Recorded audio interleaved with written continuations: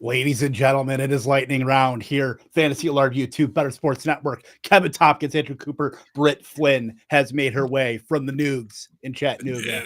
What's up, gang? Yeah, I mean, what a great week, except for last night. I'm very mad at Kyle Shanahan. I'm writing him a strongly worded letter about the usage of Brandon Ayuk in the second half. But other than that, I am fantastic. Coop, how are you? I'm doing awesome, man. Lots of fantasy points, and not to mention some recent news may or may not have unlocked some young tight ends, something that we'll get into today. So, yeah, all good things right now. All we need right now, the only thing in this world we need is we need Treylon Burks to come back and be awesome, and then the universe will be healed, right, Britt? He's supposed to practice this week. He's leaning towards it. Yep. I know. I'm not getting too excited. But it is trending in the right direction. He had a hand injury, right? That's why he had so many drops. He doesn't have drops. I mean, I'd be more excited for him if he wasn't in purgatory known as Tennessee Titans, but Hopkins will get traded, and then it'll be wheels up. Yes. Anytime you can trade AJ Brown and then insert Treylon Burks and then go pick up DeAndre Hopkins, I mean, you got to do it with a quarterback that may or may not even be playing this week, because it could be Malik Willis or possibly Will Levis, per some reports that have come out today. So interesting, to say the least. Rex, good afternoon. Good morning, Congrats Rex. on your big win. 9-0 in his big leagues this week. Yeah, I saw the Binky posted too on Sunday. Dang, Rex. Dude, this is a big week for Fantasy Alarm members, dude. Shout out Gabe in the chat. Shout out Albert.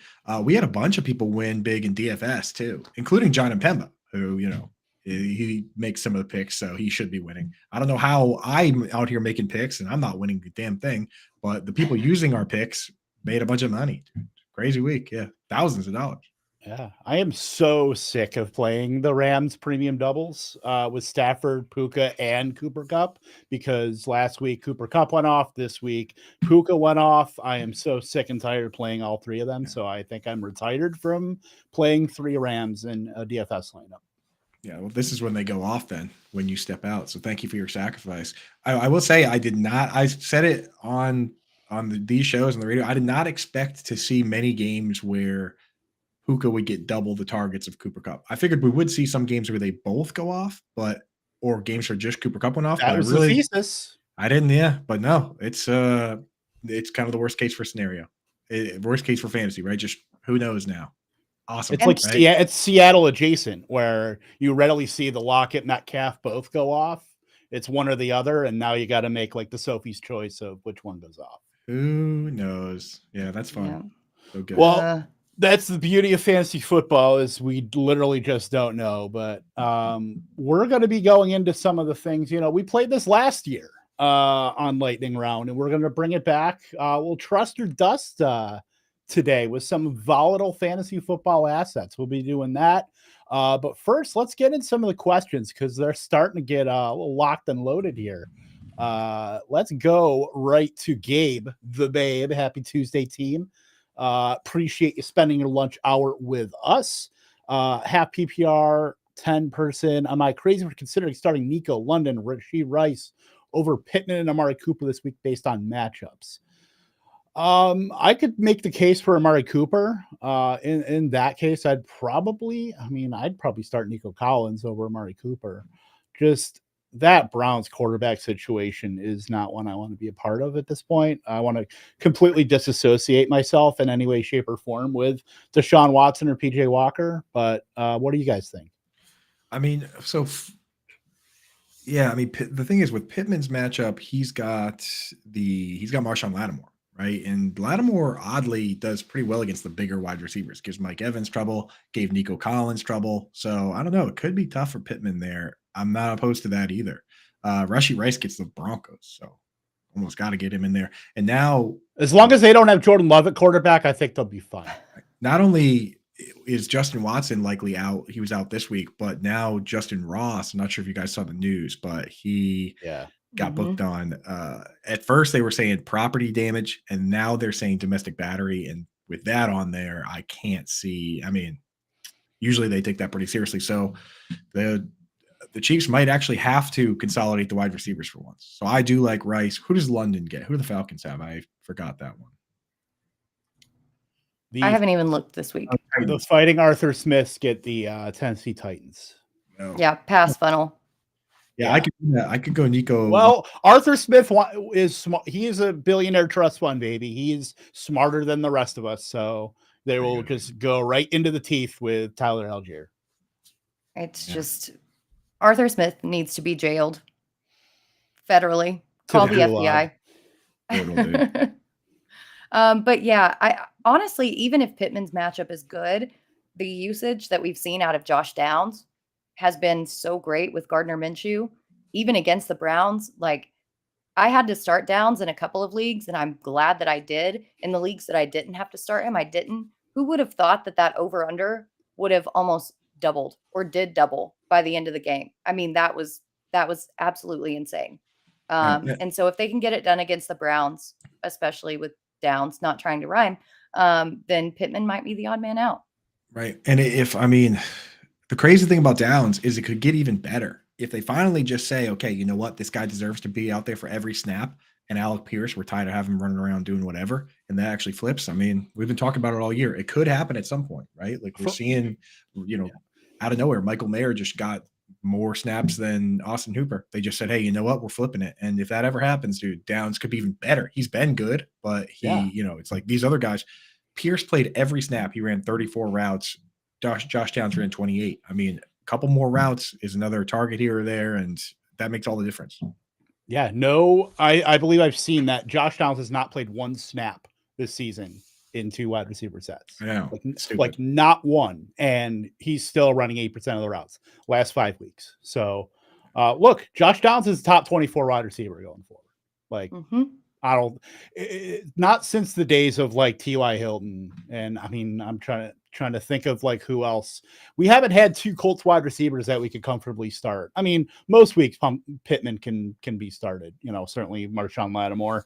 That matchup is tough, but like we actually have 2 options now to start on the Colts, which is pretty damn good. It helps to have Gardner Minshew. I mean, the 2 worst games that Downs had were with Anthony Richardson. So not since it's basically Reggie Wayne and Marvin Harrison all over again. Yeah.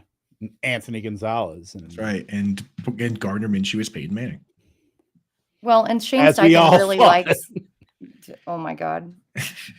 But we still rank Pittman ahead of Josh Downs the rest of the season, though, right? Oh, yeah, 100%. I think so, too. He's in the teens. And you know what? Britt didn't say yes right away there. Britt didn't say yes. Britt? I don't know, because I feel like Josh Downs is the exact type of receiver that Shane Steichen loves because he's super shifty. He can go outside if he needs to go outside. I know that he hasn't, but he can. And the target volume that he's getting from Minshew makes me feel like, oh, this rookie and this backup work together in the preseason. They actually built a little bit more of a rapport maybe than Minshew and Michael Pittman did. So I don't know. I'm not 100%. I think dogs are agreeing. An argument could be made in full PPR, I would say, for Downs. In half PPR standard, I would definitely go Pittman just because he runs higher A-dot routes. I mean, we saw it, he's got with a 75-yard touchdown, but in PPR, Downs has been so consistent. I mean, last 3 games, five receptions, 6 receptions.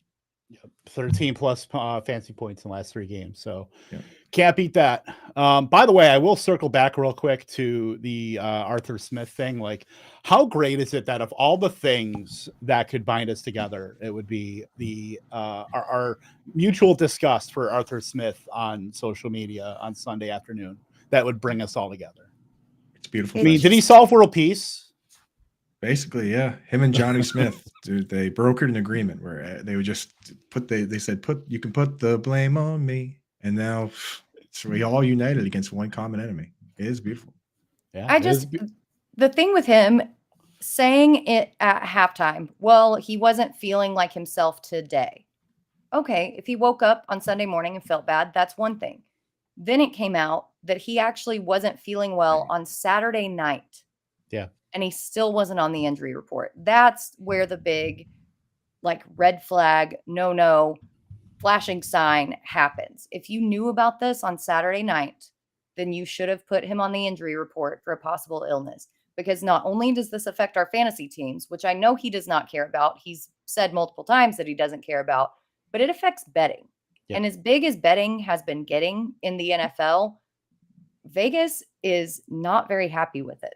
I think that one site completely negated all of the wagers placed on Bijan because they knew that that situation was shady and unfair. I hope that the rest of them, I hope that the rest of them continue to do that because what Arthur Smith did was just not beneficial to the sport as a whole. Yeah, I know Underdog had the higher lower special with Bijan Robinson, the 0.5 total yards, and that was dicey till he got like the 1 3-yard carry that, you know, put it over. But they had paid out those winners before that. But like, if he's not feeling well, why are you having him pass block? Like, yeah, because he was out there pass blocking. It was insane. The thing is with this is that we've seen it before, and the NFL is going to review it, and it's going to be a fine probably. I've seen it. Big Ben Roethlisberger it was like he wasn't listed on the injury report, and then he missed a game, and they fined the team like $100,000. Mike Tomlin got fined personally money, but it's like the penalties aren't that stiff for it. So I don't know. Maybe they just take a pick away, right? But here's the thing. Why is it that high? It was obviously a mistake on their part because it's not that hard to just put the guy in the injury report. What's the downside? It's like they're trying to get some like weird competitive advantage, I suppose. Like that would be the only thing. And what are you getting a competitive advantage out of Cordero Patterson? Like, come on. Right. It's like, you know, here's a big secret. We're going to use worse players, right? Like, gotcha. Oh, we're going to give a carry to Keith Smith instead. Right. So that's the thing is that it's not that hard. Just they should have listed him as questionable, and they didn't do it. They messed up, and it's probably going to cost them $100,000. Yeah. Let's get to Brandon here. What do I do with Charbonnet? Drop Tajay Spears or Singletary or hold? I mean, if you're able, if you need production, I think Singletary has worked himself into more of a committee than we all thought he would with Dameon Pierce. Tajay Spears is really more of a contingent play at this point. Derrick Henry hasn't looked like Derrick Henry of old, but I think Tajay Spears still has a little bit to go to be kind of a standalone play in the vein of a Jaylen Warren. Charbonnet's tough because Kenneth Walker has been pretty good this season. And he's worked himself into some receiving work, but it's like the DJ Dallas, it really doesn't matter receiving work, you know, in the grand scheme of things in Seattle. So, I mean, if you need the production, I'd be swapping him out for Singletary. If you have a little bit of leeway or you have another drop or something like that, you know, I'd be dropping maybe someone else, but I get it. I mean, it's week 8. You got to pare down the roster. You got to get guys that are playing. You got to get guys that are producing. So what do you guys think? And right now there's a group of guys that are all in the same boat where it's like, there's a guessing game on top of the guessing game. It's Antonio Gibson. It's Jerick McKinnon. It's Tajay Spears, where they only play in certain game scripts. So first you need to guess that you're going to get the game script that requires the 2-minute drill. And then you need to guess that they're actually going to do something with the work. So it's like the double guessing game. But I will say this for Tajay Spears compared to those other guys is he has, you know, they all have the out of the handcuff, right? If the starter gets hurt, then you get that out. But he has the additional out of the Derrick Henry trade rumors, right? So now on top of that, you got a potential trade or an injury unleashes him versus Charbonnet, which at this point is starting to look like only an injury is going to move the needle for him. So I think I'm with Kev. If you need somebody in your lineup now, Singletary is probably the best bet because Singletary is actually getting carries in the last time he just flat out got more carries, right? Yeah. Like in any game script, which they won, which was a good game script. So he has the benefit of being viable in any game script, whereas Spears needs a specific game script. But Charbonnet, he's been viable, period, right? Yeah, it's 5 points, 4 points every week, consistently. I mean, and it sucks because he's very talented. His yards per carry look good. They just haven't given him the snaps. And so at this point, if you're looking for somebody, again, just echoing you guys, the trade rumors with Derrick Henry, I would kind of lean Spears, but we all know how rumors work. So if you need somebody to slot in your lineup immediately, then go Singletary. If you're looking forward, especially against that Houston Texans matchup in weeks 15 and 17, for your playoffs. If you're looking for a stash, that's when I lean Spears. Yeah. Charbonnet is like the ace high if we're equating this to poker, but Tajay Spears is the open-ended straight draw. Like it could get both ways. It's about it's the best scenario I could think of here. But yeah, good the chat is absolutely hopping. Of course, Scampers, Chris Sellers, Tom Lacklid. We will get to our trust and dust, of course, but we want to get to your questions first. Of course, would you trade Kamara and Rice for Eckler half-point PPR? I mean, Kamara's giving you more through receiving than Eckler is right now, and they get the added benefit of Rice. So I know it's Eckler. Howard Bender has gone on record with the scheme that the Chargers have, certainly employed and switched to Kellen Moore versus Joe Lombardi in previous years. I mean, it might be a little bit, I don't want to say it's Jover for Eckler because it's certainly not, but I mean, what we had expected from Eckler in previous years to kind of try to bring that over to this year. Don't know if that's going to be as high upside. So I would actually keep Kamara and Rice. Would you trade Kamara straight up for Eckler? I mean, because it's not that far off. It's not as far off as it should. Here are the best games by these players. Kamara, and this is PPR. Alvin Kamara, is this half PPR? Let's look at half PPR for these guys. We're talking Eckler has the best game with a 24.4 point game. The next 4 games are all Alvin Kamara.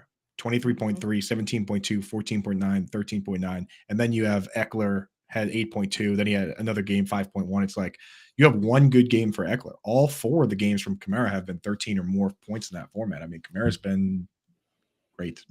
And the fact that Joshua Kelly was mixing in against the Chiefs and that he was the one who got the touchdown really makes me worry. Really makes me worry about Eckler, because Eckler's big upside, especially in PPR, Coop's gone on record a million billion times saying that Eckler's never had a 1,000-yard rushing season. It's always been his receiving work. If they're not using him in the receiving game, which is mind-boggling to me, especially after losing Mike Williams, but that's a whole other topic. The fact remains that he's just not getting utilized in that receiving game, and Kamara is. And that's what you need. And then we'll talk about Rice a little bit later, but he's got some crazy major upside. So no, I think you're going name brand with Eckler and not actual snap based with that trade. So I would not do it. And this is why Bender was out. And I think that Kellen Moore is kind of going over the top, is that when you fire an offensive coordinator, right? You fire Joe Lombardi and you bring in the new guy, and you go to the new guy and you say, hey, this is what the old guy was doing. We didn't like that, right? Justin Herbert was QB 34 last year among qualified QBs. And when I say qualified, I mean guys that started a minimum 5-6 games. So guys that played, right? Like half the season, guys that played. He was QB 34 in average depth of target last year. Now, part of it was the ribs, part of it was Joe Lombardi. But when you bring a new guy in, you say, okay, what did you not like? We didn't like this. Okay, now they're throwing the ball downfield more. And obviously the guy that's going to hurt most is Austin Eckler. So there you go. Mm-hmm. Bing, bang, bong. Let's see here. Hal, I have DJ Moore, Chase, Olave, Ridley. It's freaking Olave. Yeah, that's another thing too. Chris Olave, was speeding, or I believe like 35 over the speed limit or something like that. So it was. New York Post reported it was 70 and a 30. Yeah, and then his brother responded to the report saying that he was just coming home from a CVS. It wasn't nothing serious. And I'm like, if it wasn't anything serious, why the hell were you going 70 and a 30 in a residential area? Say you had a dog emergency like Jordan Addison, it'd be fine. Well, and that also wasn't in a residential area. Right. That was like on a highway. Yeah, I mean, certain states, I imagine there are certain states that have laws that say if you're traveling twice the speed limit, you have to get towed and booked. So that's probably the case where he is. That's the rule on the books. If you're driving 120 and a 60, you get booked, or if you're driving 70 and a 35. But I don't know. There are some 35, 45 mile an hour speed limit roads around here where I see people going pretty damn fast. You know what I mean? Route 1, a lot of stretches of Route 1, I see people driving like it's the highway when the speed limit is actually 40. You know what I mean? So I don't know. I could see both sides of it, but the reality is you look around this league at Jordan Addison and God forbid Henry Ruggs, you got to be smarter. You got to be smarter, man. So that's anytime I see that, the first thing I think about is who's this guy's agent, right? Like, wake up, dude. Right. You got one job. Your one job is to go to these guys and say, hey, this is how you get in huge trouble. These are the major mistakes that are going to cost us both millions of dollars. That's one. Don't drive like an idiot. I know you have a cool car, right? It's easy to go fast in these ridiculous cars, but come on now. Right. Olave news for Rex has scared him. Thoughts on starting Osborne or Gabe Davis with a better matchup over him? I mean, we still got a lot to parse through whether he's going to be playing or not. So I think it's early in the week where we'll still have a lot to figure out and sort out. But the answer is you start Olave versus the Colts. Yeah. If he plays. And then I think I'd probably start Osborne versus the Packers over Gabe Davis against Tampa, who the strength of Tampa's defense is their outside corners. So dude, Gabe Davis is dust now, man. Dalton Kincaid is free, bro. Dalton Kincaid's going to get like 25 targets. Don't even worry about it. Don't even worry about it, dude. It's not a big deal. Gabe Davis. Let's talk about Dalton Kincaid, because I had made this, we'll peek behind the curtain. I made this previous to the Dawson Knox news where he'll be out for at least a couple weeks, I believe I saw. So Dalton Kincaid, trust or dust, it's looking pretty good for the old Rook. Yeah. I mean, gotta say, you gotta say trust just because, if Knox was playing, then we could say dust because they split the snaps. They're doing a similar role, but we saw this week. And the thing is with the wrist, it's not, it was aggravated this week, but he's had that wrist issue for a couple weeks now, right? It's not a brand new thing. Probably having to make too many tackles on Josh Allen arm punts. But, Kincaid came out. The thing is, he came out and responded with catching 8 of 8 balls. And when you go out and have a week like that, there's games where you get 8 targets and catch 2 of them or none of them if you're Jameson Williams. And then there's games where you come out and you catch all 8. And the more you do that, the more they're going to go to you. You know what I mean? Like, I look at it, anytime I see a guy catch every single one of his passes, my first question is, why didn't this guy get more passes? Right? Do it until they stop it. So for me, it's like you're going to go out and lose the game when you got this guy that's catching everything that comes his way. Come on, especially to a team that I am rooting for to lose. Come on, Patriots, wake up. So yeah, Dalton Kincaid, man, I say at this point with no Knox, I'm just throwing him in lineups where I got him because it's ugly out there. And just the possibility this guy could be a top 2 target on a team like the Bills, you're not going to get better. Yeah, and the snaps have always been the thing, right? Like he's splitting snaps with Knox. That's been the deal. As much as we heard that they were going to run 12 personnel, they've only done it like a handful of times, and they've just kind of rotated people in and out. I think now, with this catch, with the Dawson Knox injury, it's the perfect storm of just everything coming together. And he's finally learning this offense. As it gets colder as well, we have to think that the deep balls aren't going to be as big of a factor, especially in Buffalo. They will be like in domes and in warmer cities and things like that. But in games in Buffalo, the deep ball is not going to be as easy to make for like Gabe Davis. So he's going to be checking it down to like James Cook, to Dalton Kincaid, those short and intermediate routes. Kincaid is a known pass catcher. Preseason, the best pass catcher in the entire draft, not just out of tight ends, but out of wide receivers. And we just saw what Jordan Addison did last night. Okay. So that's really saying a huge, huge thing, saying that he's the best pass catcher. So I think going forward, I mean, you've got to dump a ton of fab on him to grab him. If not, with the Zach Ertz news, let's make a contingency bet on Trey McBride because that kid is jumping out too. I love that. Yeah. Try and get Kincaid. And if you can't, whatever you got for fab, take a little off it and throw it on there, Britt. I'm doing the same thing. I mean, and to your point about pass catching, Dawson Knox this year has 27 targets and he has 15 receptions. So I don't know if it's the wrist or what, but he's not catching the damn ball. Dalton Kincaid has 26 targets, virtually the same, very similar. You know how many receptions he has on 26 targets? 22. 25. Okay, even better. Yeah, for everything that hasn't, that's Pro Football Focus where sometimes they'll take obvious throwaways and not count them, but they basically say this guy's got 26 catchable balls, he's got 25 of them. So and again, no drops, right? And the thing is, he only has 1 contested target. Dawson Knox has 5 contested targets, and he has caught 0 of them. Why don't we see if this guy Kincaid can catch the ball in traffic, dude? It's like he's catching everything else. Why don't you just give him a shot? So I'm hoping that it all goes up. He's got 7 missed tackles. Dawson Knox has 1. They're kind of been forcing Dawson Knox on us. We see it all the time. And now I'm hoping Kincaid can take that job and never give it back. Amon-Ra St. Brown, his rookie year, you look at him, he was doing nothing. It took like 7 injuries for him to get the role, a change in play calling as well. And all of a sudden he took that and he's never given it back. And that's what we're hoping for Dalton Kincaid here. So let's go. Yeah. For a team that's so starved for a wide receiver too, like a legit, or at least a second pass catcher, because Gabe Davis has been just so hit or miss. They want to throw every other slot receiver out there, like Shakir and the corpse of Trent Sherfield and all that. Like, I don't understand why they haven't given Dalton Kincaid more of a shot. Like, yeah. Let's hit these Kincaid. We got a couple Kincaid questions in the chat here. So you guys, I'll recuse myself from this question. But what do you guys think on Taysom Hill or Dalton Kincaid?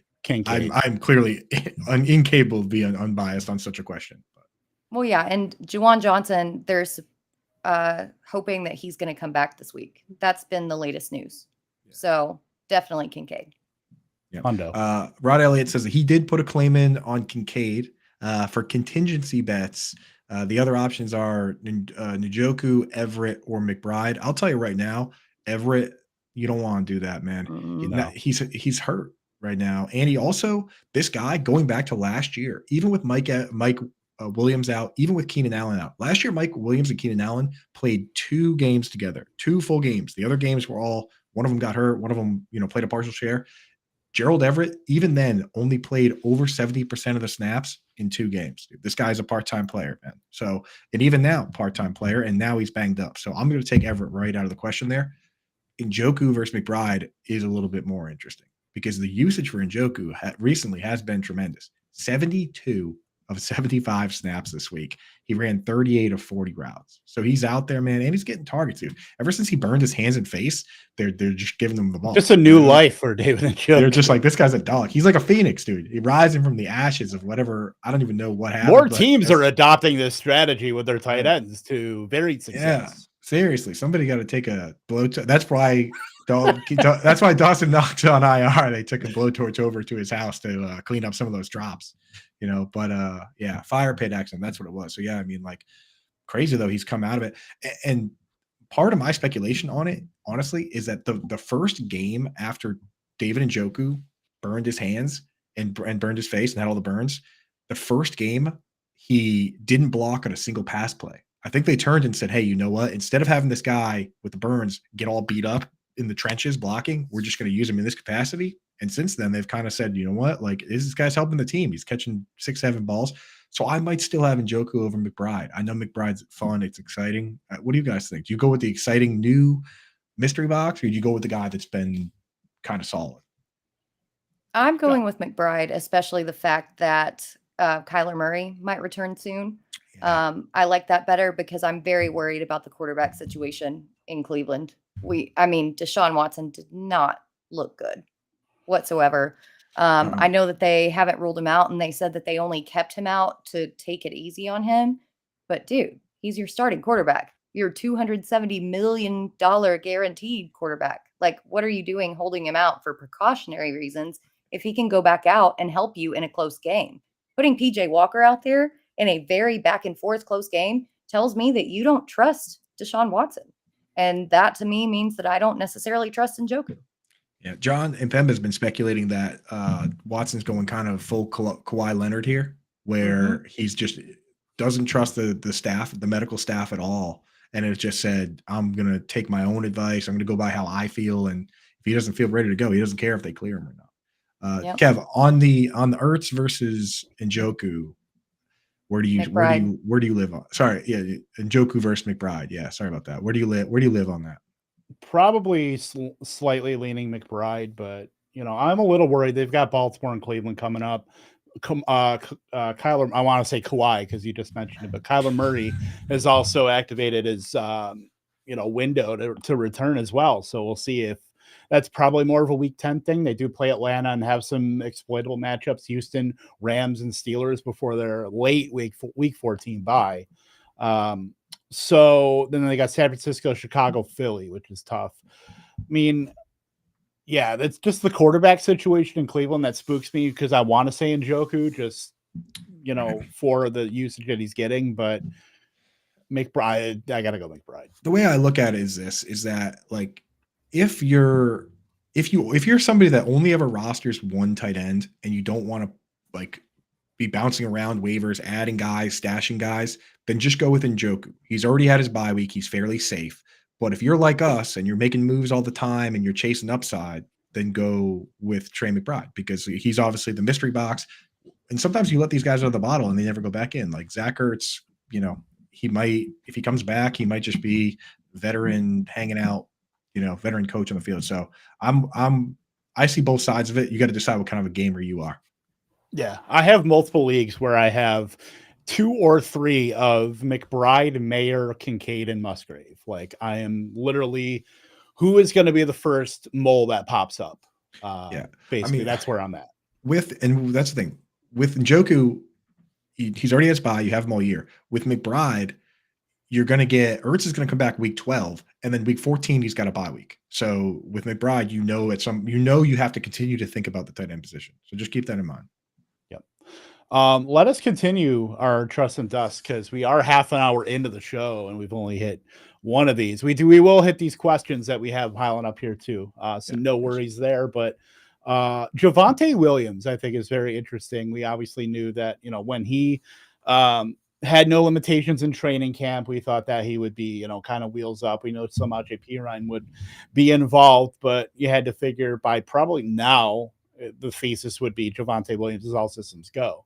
Fast forward to week 8 now, and now we have Jaleel McLaughlin out of Youngstown State working his way in. Somehow JP Ryan is still kind of there, but Javonte's still kind of being managed. Are you trusting him, or is he just dust right now? I'll just jump in first. I'll say that he's dust for now, just because I don't necessarily know how healed that ACL is, and we talk about it all the time. The efficiency in year 1 coming back from an ACL is way down from year 2. Also, the whole Jaleel McLaughlin thing, I think we need to be more concerned about him at this point than we do P. Ryan. Who would have thought that a Youngstown State undrafted free agent rookie would be the guy over P. Ryan? Guess I need to revise my process in the offseason over that one. I'll get you my FCS workbook after the show. Yeah, but nevertheless, like he seems to be the guy. And I'm also just worried about the Broncos offense. They've been so just hit and miss. And some days they're good, some days they're bad. Like it's very low floor, mid ceiling. And that's something that I don't really want to rely on. So he's dust for now. If they can improve on a few things, then I'll start to trust him incrementally. He's like that bad ex that I'm like, okay, if you can like do this, then like maybe I'll start texting you again. That kind of situation. Maybe I can fix him. Yeah. If I keep putting my lineup, maybe I could fix him. And honestly, I agree with pretty much everything Britt said, but I'm willing to say trust, because for me, I see the trend here, and it would have concerned me if Jaleel McLaughlin came out and played more snaps than Javonte again, like he did the week before. But this week, Jaleel fell on the back burner, even behind P-Ryan, and Javonte got more than half the snaps to himself. He also, and if anyone actually watched that game, which God bless you, but I always try and watch as much of all the games as I can. He actually scored. Javonte Williams scored a touchdown, and there was kind of a ticky-tack holding penalty, right? He also had a nice run where he broke it for like 20 yards and looked like the Javonte Williams briefly of the past. And we've seen what Breece Hall has been able to do now that he's ramped up. I'm not saying it's going to be like Breece Hall because his knee injury was a bit worse, but at this point, if I have Javonte Williams, I look around at this running back landscape, and I think that if he's on my team, he's probably going to find his way in my lineup a lot of times, right? So I think I'm willing to trust him, but as Britt pointed out, it's speculative trust. Like I'm trusting my projection for him because what we're seeing right now isn't enough.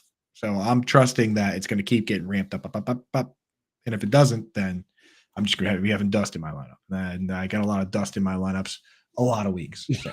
I'm not gonna say a word. Hey, all on the dusty, that, I've seen some lineups you put out. The dusty wideouts are popping this year, dude. Dusty wideouts are back. 40-yard Mike Evans touchdown, dude. It's like he's playing like he's 28 years old again. Kev. I know, right? Look, I've been maybe a bit convinced because I had Dust in there, but he had his best game of the season as far as fantasy points. I mean, he finally put up a double-digit fantasy point game. 5.5 yards per carry. Saw his most snaps. Saw his most routes. Like, hopefully, that's not just a 1 week blip, and this can go into they're playing Kansas City in week 8, and then they got their bye, and hopefully that could be some kind of trend going forward. But Samaje Perine does nothing for me. Jaleel McLaughlin still kind of has. I mean, he saw his worst, as far as snaps and routes last week too. So I'm a little wary about him, even though he's probably been the most efficient running back of the trio. He's still clearly behind in the pecking order. So unless I see more from him, some more commitment from the Broncos on the McLaughlin train, I think Dust for now. I think I will co-opt Britt's statement with that. And by the way, since we were talking about Youngstown State, Hal asking where did Kareem Hunt go to college as a NCAA dynasty honk from years past, the Toledo Rockets, baby. Of course. There we go. Of course he did. That's what I was going to say. And yeah, I think I did say so. Hal, what exactly did I say on that show? Because I did say something about if Stone Smart comes out and does something, I'll shotgun a beer. And because Stone starts my like deep dynasty tight end roster cut, and now with Gerald Everett out, he ran 16 routes. Donald Parham only ran 12. So, oh my god! I think I said I was going to shotgun a strawberryta, dude. Oh, let me know. I got to go back and watch that, dude. It's so many shows and said so many stupid things. But yes, I will. I might have to go back on Fantasy and Frames if Stone Smart does something. I think it might just be a touchdown. Dude. Hal, if you remember, let me know. At least it's not eating paper on camera. Or eating that makes me want to gag. Who had to eat paper? I think, isn't it Kevin who said that he will eat paper or something? I don't know. Anyway, was that the Dalton Kincaid one with Kangas? There's that too. I think I said he would finish like over. He would finish worse than tight end 12. I don't even know. We'll have to go back and watch it. One time, like 2 years ago, I said that if Dan Arnold was a tight end 1, I would eat every piece of glass in this room. Which is a very safe bet to make. I did also have to eat an entire tomato like an apple on a show, which I do not like tomatoes. So that was pretty bad too. Do an onion next time. I like onion. That's the thing is I'd rather eat an onion like a tomato, like an apple than a tomato personally. Chat, where are you guys on that? Pick one, apple or onion. We'll do trust or dust. You do apple, tomato, or onion. Okay, yeah. Let's do another one, Kev. You got more, right? Yeah. So we were talking about the Arizona Cardinals a little bit before, but like Marquise Brown, I am apparently the differentiator here because I want to say trust a little bit just because of the amount of targets that he's getting. He's averaged 9 targets the last 4 games, but just the inefficiency of those targets with Marquise Brown, now with Josh Dobbs. Now they'll be breaking in Kyler Murray. You got to figure. And then they've got some tough matchups after their bye week. Tough matchups the next 2 games where Josh Dobbs is presumably starting. I don't know whether there's a chance that I'm putting Marquise line. Like if I have to start Marquise Brown in my lineup, then your hands are already kind of tied. But if I have like options where maybe I don't have to play Marquise Brown, I don't know if there's a scenario where I'm like, I gotta fit Marquise Brown in my lineup this week. What do you guys think? Look, the efficiency has been bad. I will give that to you. But he is still wide receiver 21 on the year in PPR leagues because of those targets. 15.1 fantasy points per game. Even let's take away those targets. Let's just say that he is doing this on his laurels. In standard, he's still wide receiver 21. Like, I trust this guy. His usage is so just all over the place. I mean, well, not all over the place, but it's solid. And he's being used all over the field. That I trust this guy, especially with Kyler Murray coming back. And not only that, we thought that the Cardinals were going to crumble and just kind of fold and tank.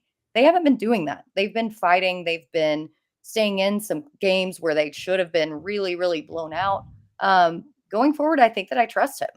I don't really care about the inefficiency, the drops. If he's still where he is at wide receiver 21, I have no choice but to trust him. Here's the thing. These only go one of two ways. So you got to make the bet. And they either go the way of this guy keeps getting the targets he's getting and he plays better, or they start throwing him the ball less and it's bad. And I'm with Britt that I think that when you look around that room, especially Zach Ertz now gone too, there's not really, as much as we like Mike Wilson and they like handing it off to Rondale Moore, there's not really a whole lot to swap them out with. So for me, I think that they're just going to keep going to him and he's going to have better weeks. So I'm with Brett. Most of my leagues are full PPR too, which makes it easier. But I can see, I don't know. Is he really just bad? That's the real question. I don't think he's bad. I just don't think he's really like that good either. Like, I think he's fine. I think he's a good, like, low end. He's probably a mid-range wide receiver 3. I'd say for me, maybe you could say high end wide receiver 3 too. I just can't find a scenario where there's guys that are popping up like Josh Downs and these other guys that are going to be popping up as well, that I would rather start those guys over Marquise Brown. But I understand, the dude's getting tons of downfield looks. The dude's getting, like I said, 9 targets per game in his last 4. He's a regression candidate for sure. But I just don't know if that regression is going to be coming with they've got Baltimore and Cleveland. They've got winnable games, but they're also going to be breaking in Kyler Murray too for his return. So that's where I see some pause. Then they had their bye week and San Francisco.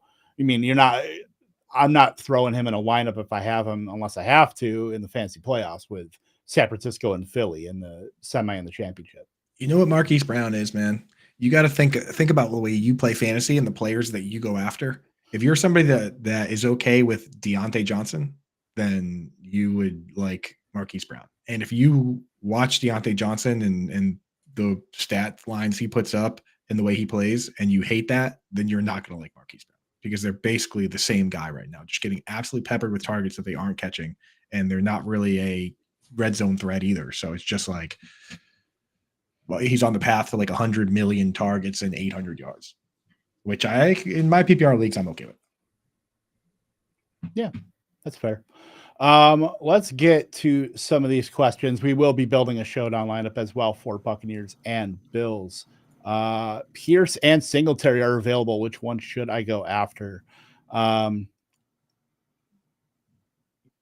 This No. one's tough. Yeah, I would say no. But they're basically 50-50 split. Pierce just hasn't been efficient. Singletary's getting more of the targets and honestly more of the carries. And much more efficient. Yeah. So I would look at him, but again, it just, who else is out there? Either of these guys. Yeah.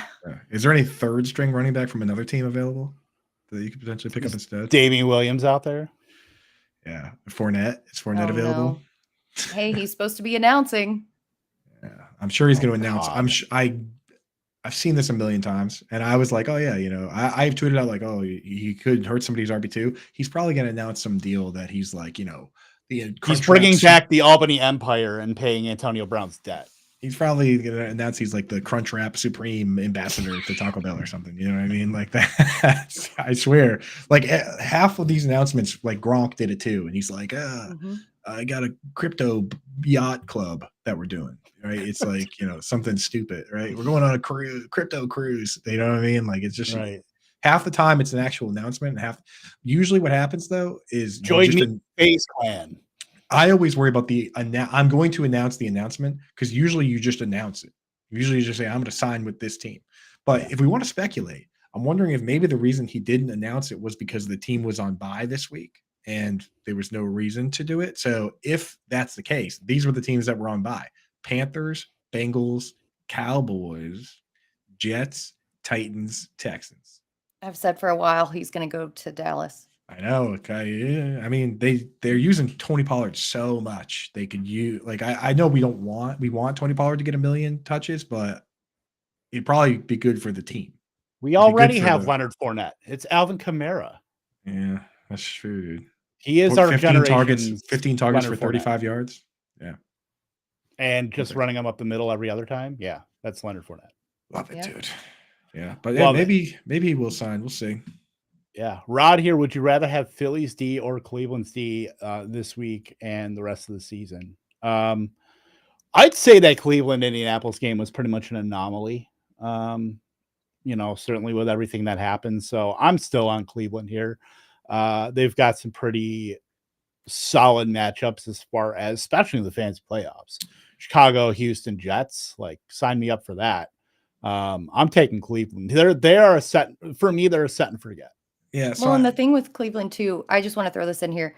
The fact, even though they gave up as many points as they did, they still got sacks, they still got touchdowns, they still got turnovers. Miles Garrett is still a damn animal. beast, dude. Yeah, No, he they're almost gonna do he that. almost blocked that field goal and returned it for a touchdown himself, dude. Yeah. He's just a moose. And the other thing is that I love, they've already had their bye week, dude. Just leave them in there. You're good to go. And I'm sure that the guy with the Eagles dropped the Eagles because they were playing the Dolphins. So in that case, it seems like a pretty if it's got to be a shallow league if you're dropping Eagles D. You know what I mean? So if you got to pick up scrap for defenses later, then it shouldn't be too hard to do it.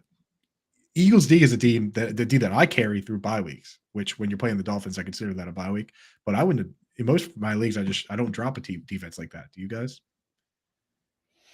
I mean, if I had the room, like I'm not usually carrying more than one defense on my teams. So if you have that's the other part is that I usually don't end up with the Eagles because I don't draft them early. So I don't have the 49ers defense because I wasn't the first guy to draft the defense because I'm amazing at this.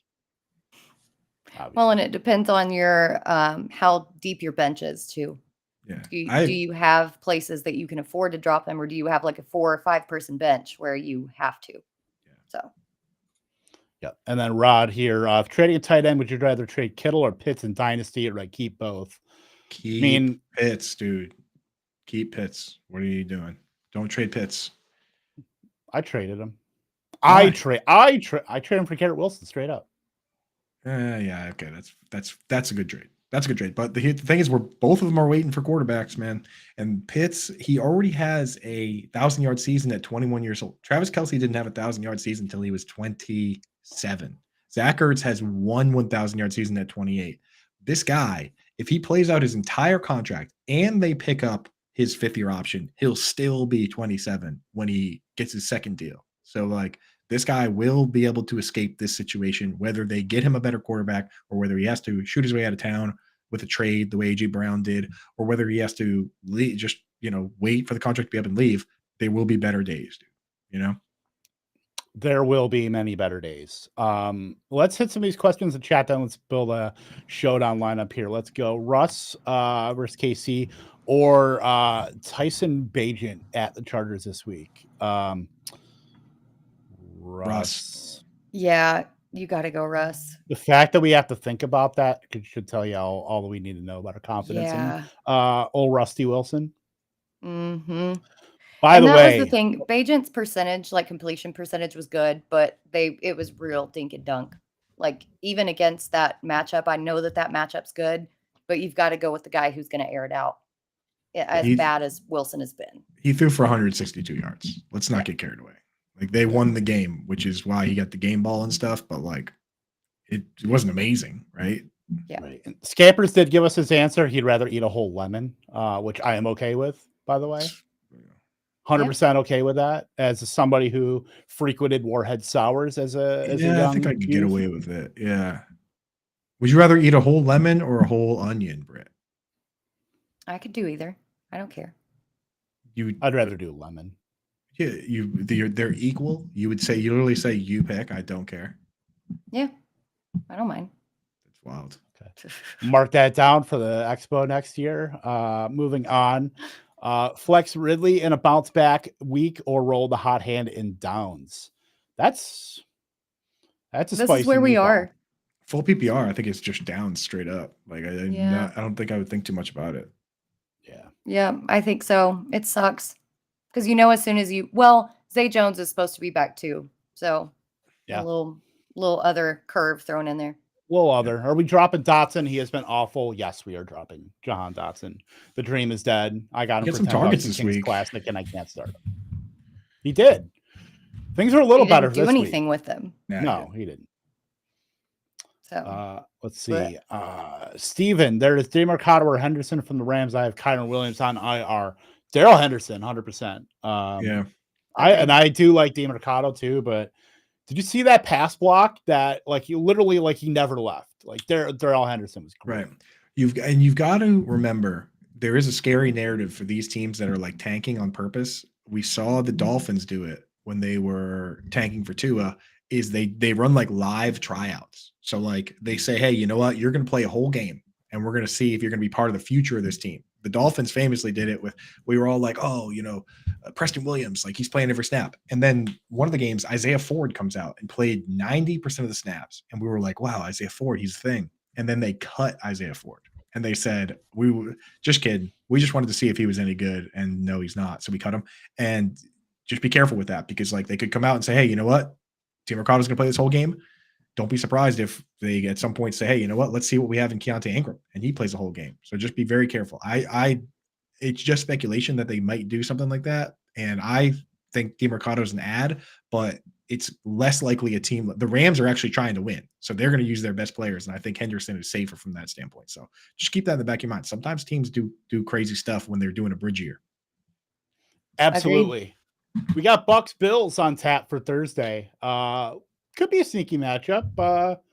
Initial thoughts on the El Capitan. We're going Kincaid there. Of course. Got to, dude. Was there ever a There was a never a doubt? question. Got to, bro. Come on now. He's cheap too. I mean, not cheap, but like very reasonable. He is very, yeah. If anybody knows about fairly reasonable, I would say it's me. So when you use a guy like that as your captain, you can just start all the good players because you've already got your difference. You've already got your difference making play. Right. So let's throw some guys in here. We all know we're kind of up against it here. Josh Allen. Yeah, we got him. Mike Evans. Mike Evans should go. Do we want to avoid Diggs? Because the thing is, if Diggs outscores Kincaid, I don't think he can. I think that's the problem. If Diggs outscores Kincaid, then you lose to all the people that started Diggs as the captain instead of Kincaid. Yeah. So you'd have to be going cheap elsewhere with Tampa Bay and my Trey Palmer. Yep. I tried to say it before you, but you said it faster. Throw in one more person real quick. Cade Otton plays like every single snap. I like him. And then he can catch a random touchdown. We can throw Evans in there. I mean, perfect. Yeah, love it. How much money do we have left over with that? 2,100. That's a lot of money. The showdowns we've seen have people, yeah. They've left a lot of money. Yeah. So that's true. Okay, get it in. We're gonna be so we'll definitely be getting that in. Ready to finish 2,400th in the dime deck as usual. But gang, we're coming up against it. So look, Alarm Fantasy Football will be here in just a few minutes here. So stay tuned. Easy for me to say. Stick around for that. Coop, Britt, anything else before we see the airwaves to you, Coop? I'm going to be on that show, so I'll let Britt say whatever she got to say. Yeah, if you didn't get your questions answered on this show, just stick around and we'll get it in on Alarm Fantasy Football with Coop and Bender. Absolutely. All right. For Britt, for Coop, Kevin Tompkins here. We will be saying doodles.